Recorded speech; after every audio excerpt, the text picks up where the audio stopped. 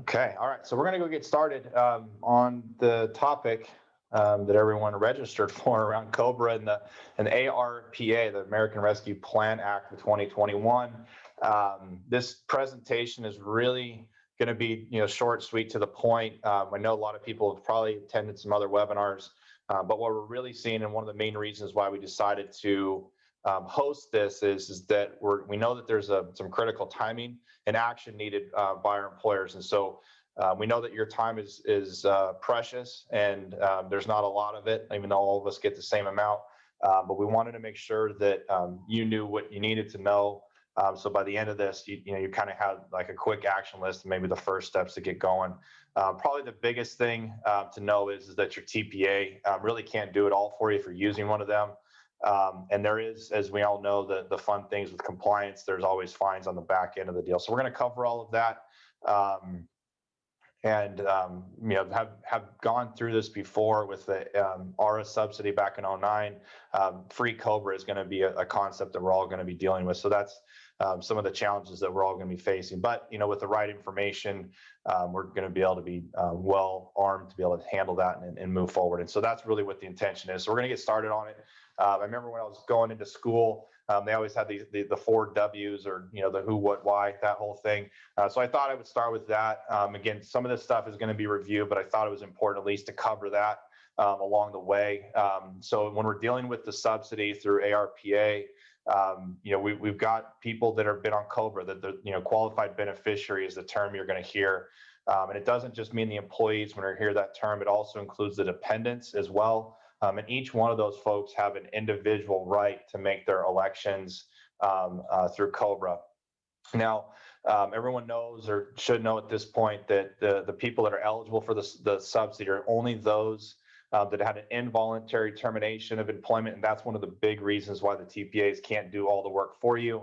But that also includes reduction of hours. And that would be, again, an involuntary reduction of hours.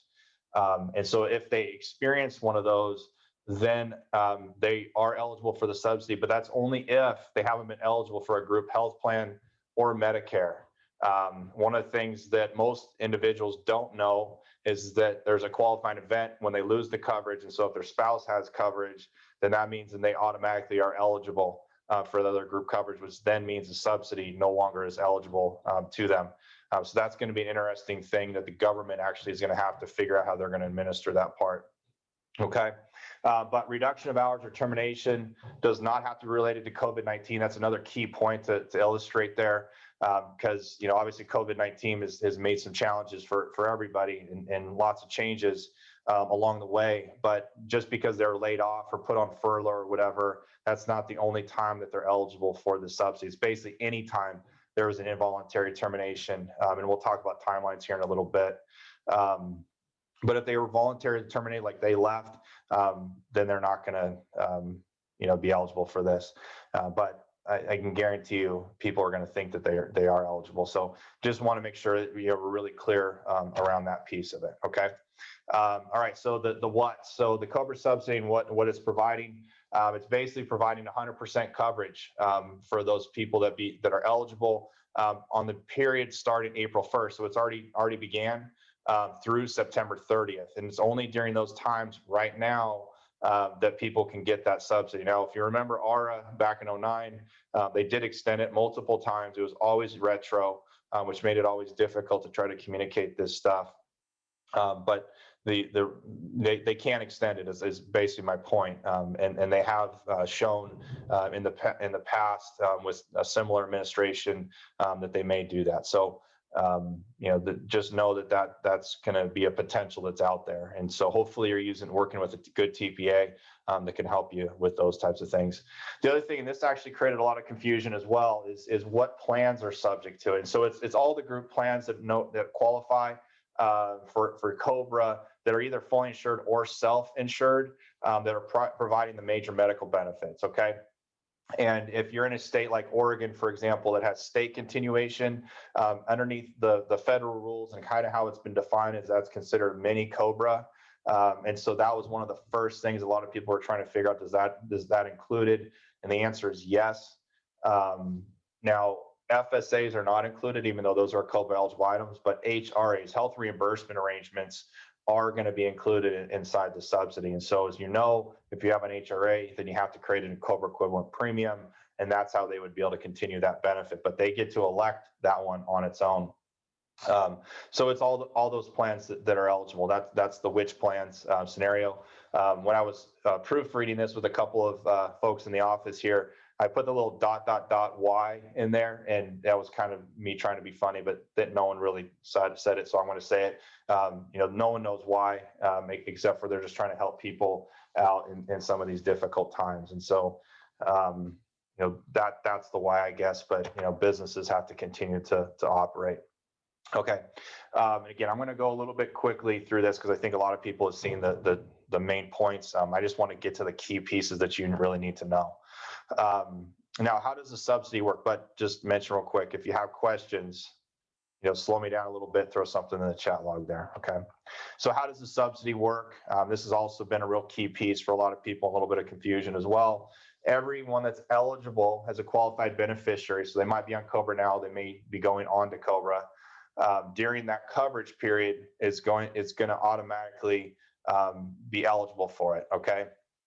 Now, the qualified beneficiaries have to submit, and we're going to look at this here in a little bit, a request for treatment as an assistance eligible individual. I'm sure there's some acronym for that thing, but that's the technical term, and it's going to be on top of the election form. And that's the thing that either the TPA or the employer is going to have to be sending out. There's an actual document, and if you go to that link down there, we'll send this slide deck out to everybody. That link down there takes you to the government website that's specific to the premium subsidy and has all the model notices. And so again, if you're not using a TPA that's doing this for you, you're going to want to go online and use that model notice. It's the best thing to do versus trying to create your own. Okay. Now, as I mentioned a couple times already, because the COBRA administrators, if you're using a TPA, are not able to know whether there's a involuntary termination, because it's basically you're just clicking that they've been termed. There's going to be some work on your behalf, and so you're really going to want to know what your COBRA administrator, and this is a key action item out of this, as I mentioned before, you're going to want to really know how your COBRA administrator is dealing with this thing. And who's doing what piece of it and getting the letters out in a timely basis, okay? Because they're going to need information if they're the ones doing it. And if you're doing it on your own, you may need information from them as well, okay? And so one other thing, so that, and when, as I mentioned, the timing of this, so the COBRA subsidy, because you're dealing with COBRA, you're dealing with a longer period of time. You have to go back and look, and this is why you may need help from your COBRA administrator, or they may need help from you. You may have to go back and look all the way back to effective dates of November 2019. Okay, so the COBRA event would happen in October, but the effective date for COBRA would be November 19th. So you're looking from that effective date all the way to current on anybody that's been involuntarily terminated. Okay, so again, if you're using a COBRA administrator, I highly recommend it. You're going to want to give them a report that tells them who's been involuntarily terminated, again, for reduction of work hours, or just a traditional involuntary term that is going to be in that time period. Okay, so that everyone's on the same page, because again, there are some compliance penalties if you don't comply. So how are beneficiaries notified? And this is qualified beneficiaries. So again, employees and dependents that were on the plan at the time of the event. They have to provide, the employers, and this is an employer law, but COBRA is an employer law. Employers must provide the notice of the subsidy, there is an option here. The employer can choose to allow them to make plan changes. So COBRA is only a continuation benefit, okay? Meaning that you can only continue from the time of the qualifying event, which you currently have. Now with this and inside the subsidy and the rules there, the employer actually has the choice to allow that individual to make changes to which plans that they are going to be continuing on.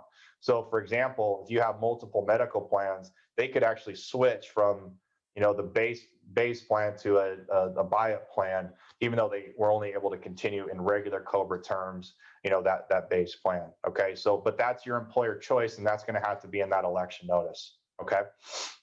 All right. And as I mentioned already, you're going to want to make sure that you go back and look to everybody that's been terminated, specifically to involuntary termination, and be able to have a list that you're going to be able to know, have these letters gone out. Now, you do have a little bit of time, even though the subsidy started April 1st, you have a little bit of time to get the notices out. You actually don't have to send them out until May 31st, so the end of next month. And so that's a little bit of, that's quite a bit of time for someone to receive it. And then they've got 60 days to return the thing. So this could be a lot of documentation that's floating around for a little while. And again, that's why it's nice to have that TPA. But you want to make sure that they're contracted to be sending these letters out. You want to be super clear on who's doing what.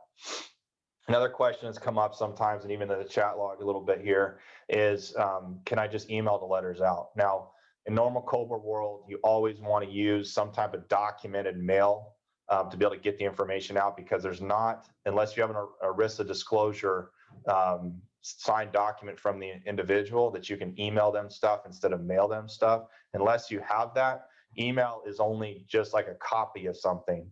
You haven't proven that you've actually delivered that letter to that person. Okay, so email is not really recommended, even though it can be used. Back in my COBRA days, anytime we emailed something, we always sent the letter as well, just to make sure that we had the proof that we actually had mailed the document at the time, in case there was any questions about, hey, I didn't get that email, went to my spam or whatever else. Okay, because the employer is obligated to make sure that you've sent the letter, not that they've received it, but that you've sent it. Okay, so that's really important. Now, this is just a copy of a very small section of the actual notice because it's multiple pages, but a lot of the election notice looks very similar to the past. This, though, is that section that I was talking about before, where I'm sure there's some funky acronym that someone came up with. Request for treatment as an assistance eligible individual. So this is the actual area that they have to complete to be able to make sure that they qualify, because not everyone qualifies for the subsidy, even though they've had an involuntary termination. And you can see here, I mean, obviously there's basic stuff on the top there, but you can see here a couple things. There's about 4 little boxes there. So qualifying event was a loss of employment due to involuntary termination or reduction of hours. So they're confirming that, okay, you're not completing that form, so they have to say that too. I'm electing to continue the coverage, so they're choosing to do that, because if they hit no, then I don't even know why they didn't send the letter back. Now here's the section that's really important. I am not eligible for other group health plan coverage, or was not eligible. Okay, yes or no to that. Now, there's actually a part in there that inside the letters, and this is why initial notices are important, qualifying event letters are important too. There's actually a piece inside of COBRA that says if a participant becomes eligible for other group coverage or Medicare, they're required to notify the plan. Now, I've sent out probably hundreds of thousands of COBRA letters back in the day. There wasn't a single person that ever did that. I don't think anyone ever would, because most of the time they don't even know what they're eligible for. So whether this thing is a yes or a no, and how that comes back. I mean, it's only going to come back if it's likely a yes. Okay, but the administrator is if it's going to say no, then they're going to have to notify them that they're not eligible for the subsidy. Okay, they can continue the COBRA that they currently are on, but they wouldn't be getting the subsidy.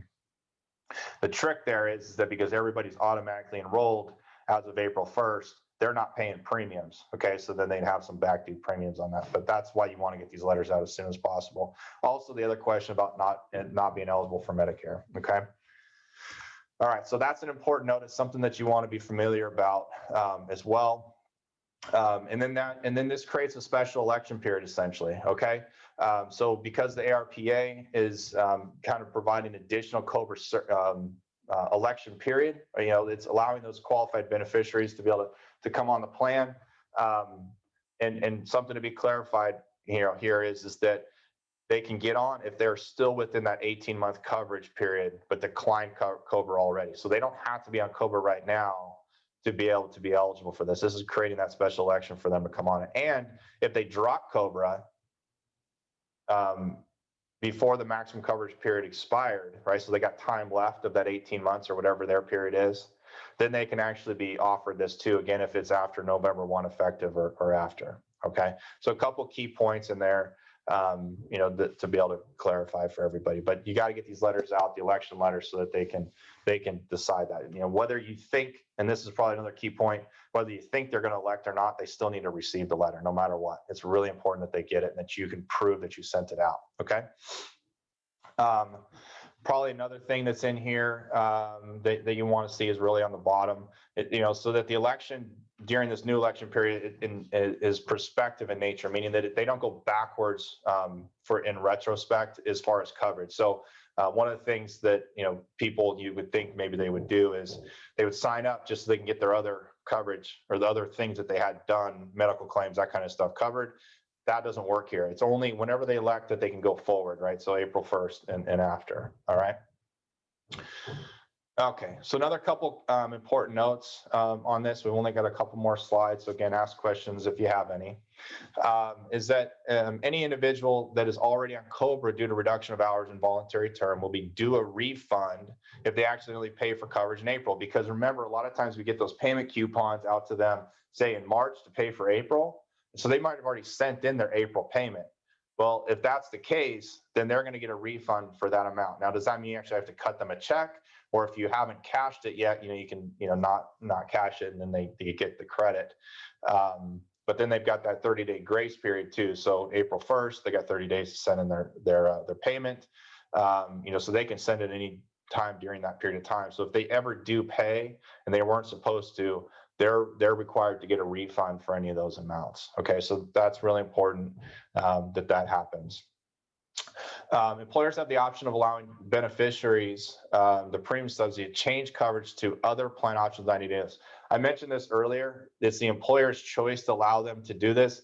We're not making a recommendation on this presentation either way about that, but it's really your choice to give them an option to be able to make changes to whatever thing that they were actually on before, so that they're not necessarily continuing coverage that they had before. So that's an important point. I mean, every employer kind of has to make their own choice and what's right for them from a cultural standpoint. And a little bit more about how the subsidy works is that it's from the employer perspective, that is. So basically, the premiums have to be paid, so that that COBRA participant is going to be on your bill as the employer. Okay, and then so for you to get your money back, you're going to submit through a FICA credit on your 941s, which is your quarterly tax returns. So you're going to want to coordinate with whoever your accounting department is to make sure that everybody's on the same page, because you don't want to be paying a whole bunch of the stuff and then trying to go get your money later. Because if you don't have enough FICA on the quarterly tax report, then what you have in premium, it may take a while for you to get your money back. Okay, but you will be able to get it. It's going to take some time for that to happen. Now, this mentions here that it's a FICA credit to the employer, carrier, or plan. So the carrier part of this is where it gets a little confusing when you're dealing with state continuation or mini COBRA. In that case, the carrier is the one that's actually paying it. They're not going to be on your bill. Okay, so that's outside of your deal. So if you're under 50 employees, under 50, under 20, and state continuation applies, then the carrier is going to handle that whole thing. You're out of the mix. Okay. All right. So also credits are claimed by the employer or for a fully insured plan. Okay. And also by the employer if it's a self-insured plan, if you have both, and obviously you're doing both. I already mentioned the mini COBRA part, so we'll go to the next deal. As I mentioned earlier, it's like the FFCRA tax credit process. So we've just basically been going through all of that. For the most part, it's ending at this point. So most everyone's pretty familiar and used to this at this point.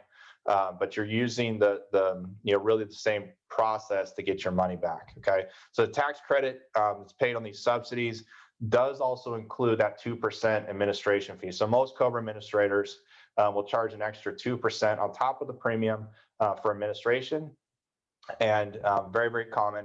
But you can also claim that out of the the tax credits too, okay? Because that's going to be the full amount that's due. Now, what's going to be kind of weird is that 2% is typically collected by the TPA.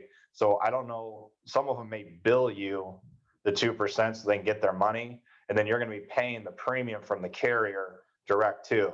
Okay, so again, you really want to be on the same page with your administrator about how these things are going to go down, because everyone needs to make sure that they're all tracking and all this stuff is working really well. Okay, because there's a lot of paperwork that's going to be flying around.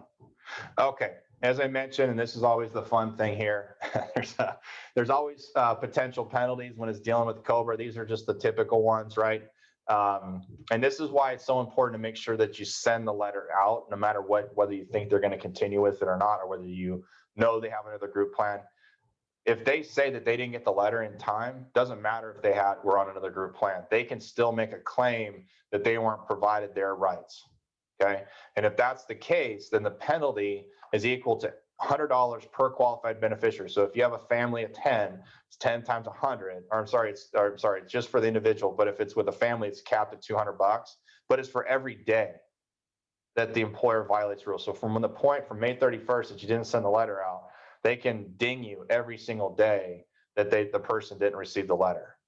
And that's why email gets a little tricky, because they can say, well, in the email, I never got the email, and then you're still in trouble because you haven't proved that they actually received the email. Okay. But when you're dealing with the letters being sent out through the post office, then, you can actually, prove that. And a lot of people use certificate of mailing, not certified mail. Certified mail means that they actually have to sign it, and you don't want to have to make them sign it.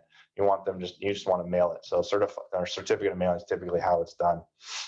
We have been made aware that there are some TPAs out there that they're actually putting it on the employer to be sending out the letters. And so I think it's really important, again, that you contact them with your list of those involuntary terminations and figure out who's doing what, and make sure that everybody's on the same page, because you really don't want to be in the situation where you're going to have some of these silly penalties that you have to pay. And I can tell you, when ARPA was happening, not ARPA but ARRA, there was a lot of people thinking that they got free COBRA no matter what. Doesn't matter if they quit and they think that they get the free COBRA because their buddy told them that they should, that whole thing. You just want to make sure that you're crossing your T's and dotting your I's, because that's really the last time that a lot of claims came in on the COBRA side. And I can guarantee you that people are going to be asking for this free COBRA thing for a long time after September. So just want to make sure you're on the same page and communicating well. That was really kind of the point for the presentation today. When we were talking internally, we thought it would be really helpful to make sure we hit some really key points and just kind of gave you, like, here's the one action item you really want to make sure you're doing. And I would say it's really two. One, need to notify your employer or talk to your TPA to figure out who's doing what. And number two, make sure you have a list of the involuntary termination. So when the letters do need to go out, or when they're going out, that it's an accurate list and everybody knows who's involuntarily terminated versus voluntary terminated, including, again, reduction of hours. So those are the main things we wanted to cover today. We're always here to help you wherever we can. And we've got a lot of great team members that are on this call as well. And so we really appreciate the time that you took already to do this. And I'm sure you've probably been on another webinar or two about the topic. But we're going to share this out to everybody to make sure you have it.